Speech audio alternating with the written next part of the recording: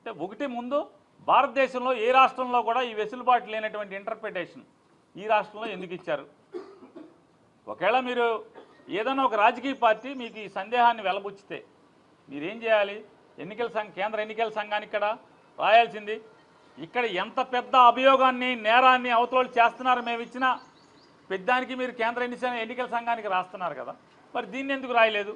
రాయకుండా మిగతా రాష్ట్రాల్లో లేనటువంటి వెసులుబాటు ఈ రాష్ట్రంలోనే ఎందుకు ఇచ్చారనేది మా అభ్యంతరాన్ని వ్యక్తం చేస్తూ మీరు పునరాలోచించాలి. దీనివల్ల స్మూత్గా అంటే పారదర్శకంగా ఘర్షణ లేని వాతావరణంలో అత్యంత పారదర్శకంగా జరగాల్సినటువంటి ఎన్నికల ఓట్ల లెక్కింపు రసాబసా అయ్యేటువంటి కార్యక్రమం జరగబోతోంది.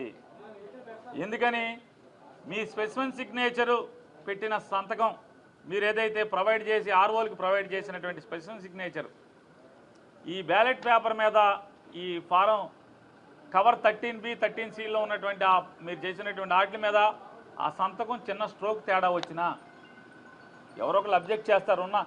ఎంతమంది ఏజెంట్లు ఉంటారు? 15-20 మంది కౌంటింగ్ ఏజెంట్లు ఉంటారు. ఒక్కడు అబ్జెక్ట్ చేసినా కూడా అది అభ్యంతరమే. ఈ గొడవలకు దారితీసేటువంటి పరిస్థితులు. ఎందుకని ఇంకోటి చెప్తున్నాం, ఆ ఇంటర్ప్రిటేషన్లో కూడా వారు రాసే దాంట్లో కూడా ఏమని రాశారంటే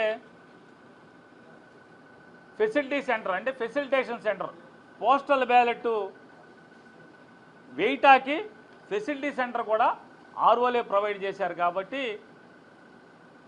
రాజ్యాంగం ఏం చెప్తుందంటే ప్రాథమిక హక్కు ఓటు వేయటం అంటది, అంతేగాని అది సీక్రెట్గా ఉండాలి. ఈ రచ్చలో ఏమవుతుంది, ఆ ఓటు ఎవరిదో తెలుస్తుంది, చెప్పాల్సిందే కదా. ఓటు ఎవరిదో తెలిసేటువంటి పరిస్థితులు ఉన్నాయి. రెండవది సీక్రెసీ అనేది మనకి రాజ్యాంగం చెప్పి ఎలక్షన్ కమిషన్ ఆఫ్ ఇండియా చెప్పినటువంటి సీక్రెసీ అనేది పోతుంది. రెండవది రచ్చరచ్చ రభస అయ్యేటువంటి కార్యక్రమం. సహజంగా మనమే ఉంటాం, బ్యాంకుకి వెళ్ళినప్పుడు స్పెసిఫిక్ సిగ్నేచర్ పెట్టమన్నప్పుడు మానవ నైజం చాలా జాగ్రత్తగా మన సంతకాన్ని పెడతాం. అదే ఒక 100 చెక్కులు ఇచ్చి 100 మీద నీ సంతకం పెట్టమంటే ఖచ్చితంగా స్ట్రోకులు తేడా ఉంటాయి.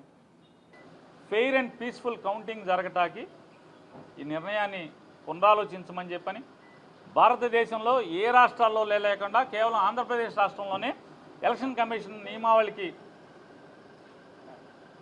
మీరి అంటే దాటి ఈ రాష్ట్రంలోనే ఇటువంటి సర్క్యులర్ ఇవ్వటం ఎంతవరకు ధర్మం అని చెప్పని కూడా వారిని మా విన్నపాన్ని వారికి చెప్తూ పునరాలోచించి మంచి నిర్ణయం తీసుకోండి.